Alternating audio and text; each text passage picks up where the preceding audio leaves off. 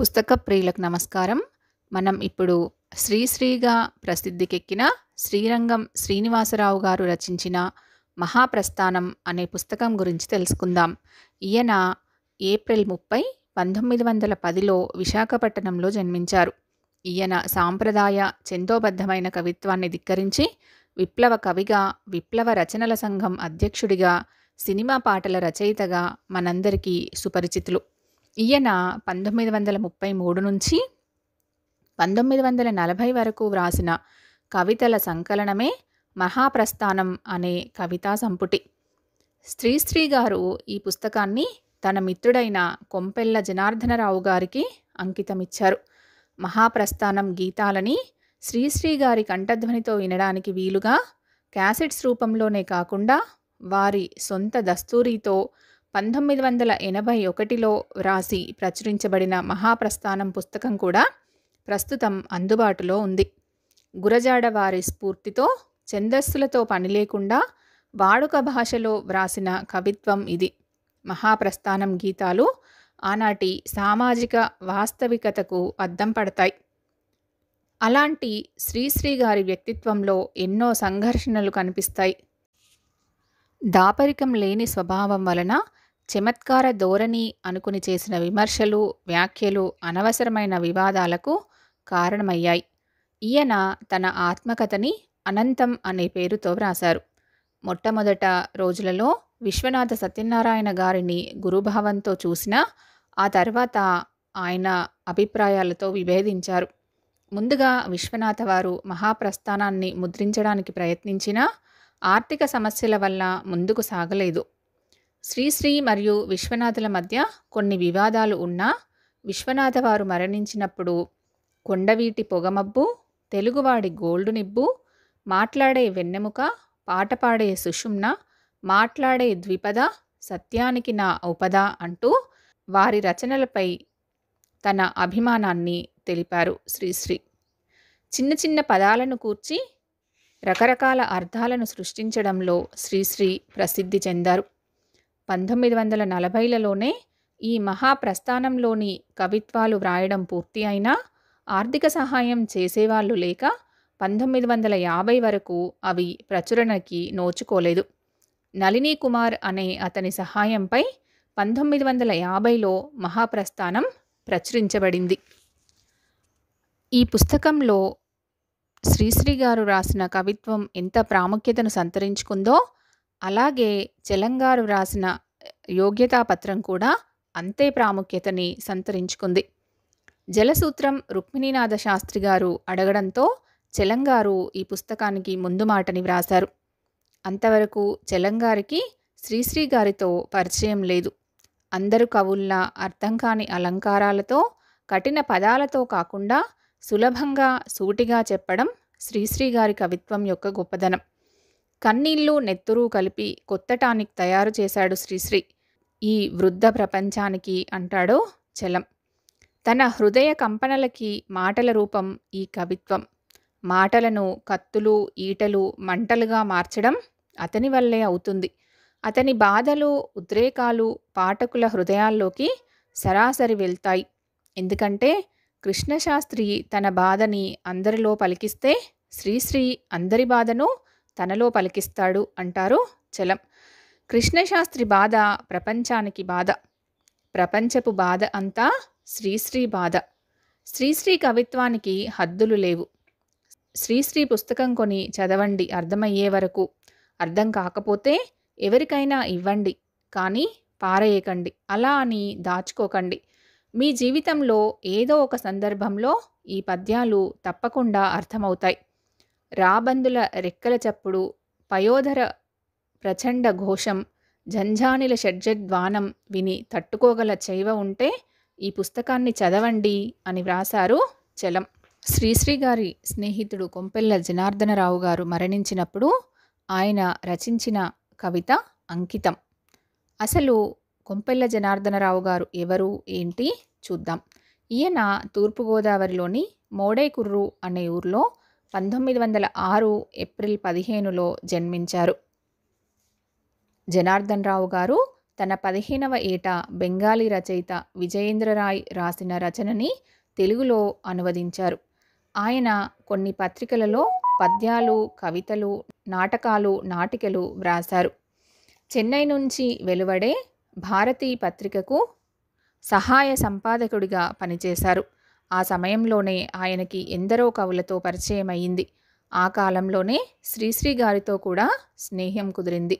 ఆ తర్వాత కొన్ని సంవత్సరాలకి 1934లో ఉదయని అనే పత్రికని స్థాపించారు. తనదైన అభిప్రాయాలను ప్రజల్లోకి తీసుకెళ్లడానికి, యువతని ఉత్సాహపరచడానికి పూనుకున్నారు. విడుదలవడమే ఆ పత్రిక ఒక సంచలనం అయ్యింది. శ్రీశ్రీ గారు రాసిన జయబేరి అనే కవిత నేను సైతం ప్రపంచాగ్నికి అనేది ఈ పత్రికలోనే ప్రచురించబడింది. పత్రిక ప్రారంభమయ్యే కొన్ని రోజులకు ముందే కొంపల్లి జనార్దనరావు గారికి క్షయవ్యాధి వచ్చింది. కానీ తన ఆరోగ్యాన్ని లెక్క చేయకుండా పత్రిక కోసం పనిచేశారు. పత్రికా సంచికలతో తెలిసిన వారందరి దగ్గరికి వెళ్ళి దానిని కొనాలని, చందాదారులు అవ్వాలని కోరారు. కానీ ఎవ్వరూ ఎక్కువగా ముందుకు రాకపోవడంతో ఆ పత్రిక అప్పులలో కూరుకుపోయింది. దీనికి తోడు ఆరోగ్యం క్షీణించడంతో జనార్దనరావు గారు మరణించడం జరిగింది. జనార్దనరావు గారు తన పత్రిక ఉదయనిలో కిరణాలు పేరుతో సంపాదకీయాలు రాశారు. ఈయన రాసిన రచనలన్నింటినీ కలిపి ఒక సంపుటంగా 1987లో ఏటుకూరి ప్రసాద్ గారి సంపాదకత్వంలో కొంపల్లి జనార్దనరావు గారి జీవితం, సాహిత్యం పేరుతో విశాలాంధ్ర వారు ప్రచురించారు. మహాప్రస్థానంలోని మొదటి కవిత అంకితం. తలవంచుకు వెళ్ళిపోయావా నేస్తం, సెలవంటూ ఈ లోకాన్ని వదిలి, తలపోసినవేవీ కొనసాగకపోగా, పరివేదన బరువు బరువు కాగా, అటు చూస్తే ఇటు చూస్తే ఎవరూ చిరునవ్వు చేయూత ఇవ్వక, మురికితనం కరుకుతనం నీ సుకుమారపు హృదయానికి గాయం చేస్తే, అటుపోతే ఇటుపోతే అంతా అనాదరంతో అలక్ష్యంతో చూసి, ఒక్కణ్ణి చేసి వేధించారని బాధించారని వెక్కి వెక్కి ఏడుస్తూ వెళ్ళిపోయావా నేస్తం, తలవంచుకు వెళ్ళిపోయావా నేస్తం, కులసలే మెసలే ఈ ధూర్తలోకంలో నిలబడజాలక, తల వంచుకునే వెళ్ళిపోయావా నేస్తం, చిరునవ్వులనే పరిశేచన చేస్తూ అడుగడుగున పొడచూపే అనేకానేక శత్రువులతో పొంచి చీకట్లో కరువజూసే పంచకాల ఈ లోకంతో పొసగక, అంచితానంత శాంత సామ్రాజ్యం దేన్ని వెతుక్కుంటూ వెళ్ళావోయ్ నేస్తం, ఎంత అన్యాయం చేశావోయ్ నేస్తం, ఎన్ని ఆశలు నీ మీద పెట్టుకుని, ఎన్ని కలలు నీ చుట్టూ పోగు చేసుకుని అన్నీ తన్నేసావా నేస్తం, ఎంత దారుణం చేశావయ్యా నేస్తం. బరంపురంలో మనం ఇంకా నిన్నగాక మొన్న మాట్లాడుతున్నట్లే ఉంది. కాకినాడ నవ్య సాహిత్య పరిషత్తును కలకలలాడించిన నీ నవ్వు కనబడకుండా కరిగిపోయిందా ఇంతట్లోనే. విశాఖపట్టణం వీధుల్లో మనం ఉదయని సంచికలు పట్టుకు తిరగడం జ్ఞాపకం ఉందా? చెన్నపట్టణపు సముద్ర తీరంలో మనం అన్నీ పిచ్చికగూళ్ళేనా కట్టింది.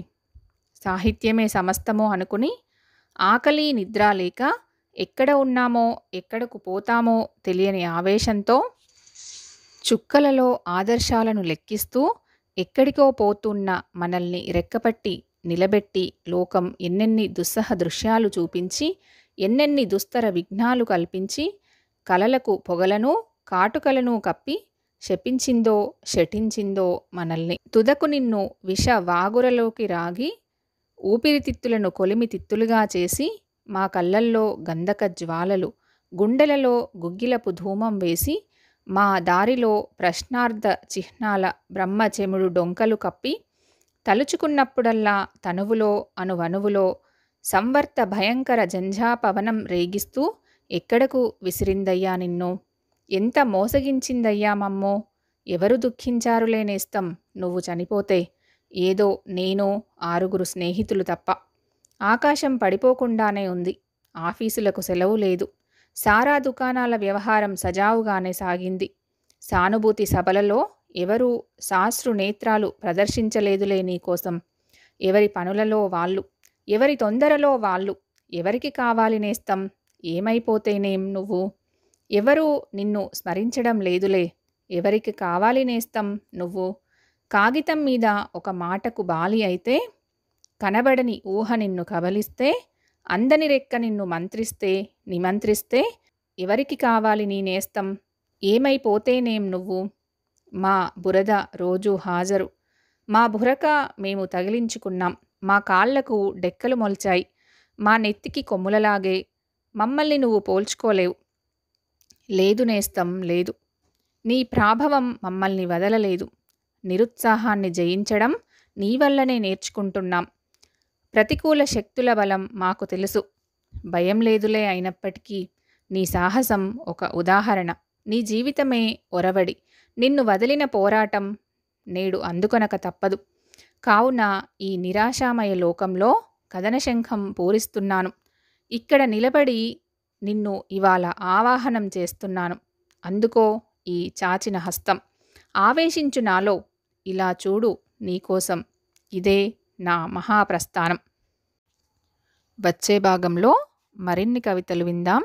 నమస్కారం.